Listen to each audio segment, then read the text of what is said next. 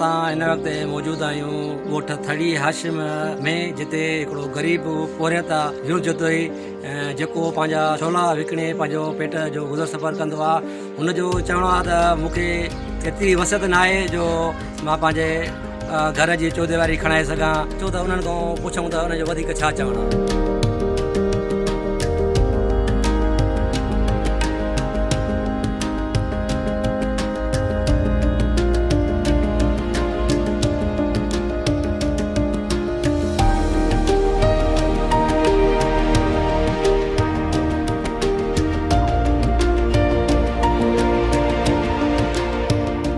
पोरियत माण्हू आहे, छोला खपाइण वारो आहे, छोला खपाए बचनि जो गुज़र सफ़र कयां थो। हेॾी महांगाई लॻी पई आहे, मूंखे लेट्रिन कोन्हे, मूंखे नलको कोन्हे, हे ॿ भितड़ियूं हुन मन में वेठो आहियां, ॿ भितड़ियूं हुन मुंहिंजूं।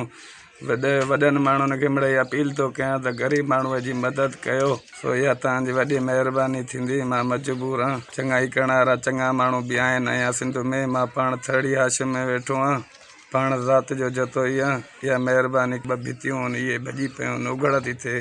ग़रीब माण्हू आहे, ज़नानो घर आहे, नंढड़ा बचड़ा आहिनि, उघड़ में आहे।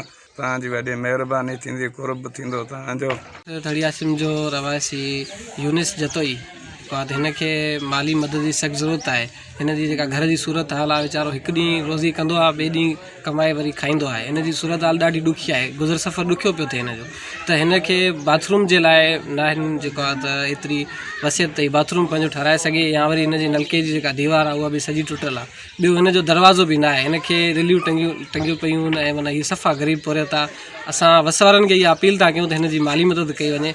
ऐं हिन जी जेको आहे त ॿ न्याणियूं आहिनि ऐं वीचारो बेरोज़गार आहे, इहो रोज़गार हिन जो इहो ई आहे। त बसि जेकॾहिं छोला खपाईंदो त पोइ हिन जो गुज़र सफ़र थींदो आहे, न त बसि सो बि जेको आहे त हिकिड़े ॾींहुं वीचारो वेहंदो आहे, ॿिए ॾींहुं जेको आहे त खाईंदो आहे, कमाईंदो आहे। इन जो गुज़र सफ़र ईअं ॾाढो ॾुखियो आहे वीचारे जो। त हीअ दीवार त तमामु ॾुखियो कमु थी वेंदो ऐं उनखे अलावा हिन जो जेको ॿाहिरियों दरवाज़ो आहे उहो बि कोन्हे, बसि ईअं ई हिन जे दरवाज़े खे रिलियूं टंगियल आहिनि। असां वस वारनि खे इहा अपील था कयूं त हिन जी माली मदद कई वञे। हीअ तमामु ग़रीब पोरियत आहे।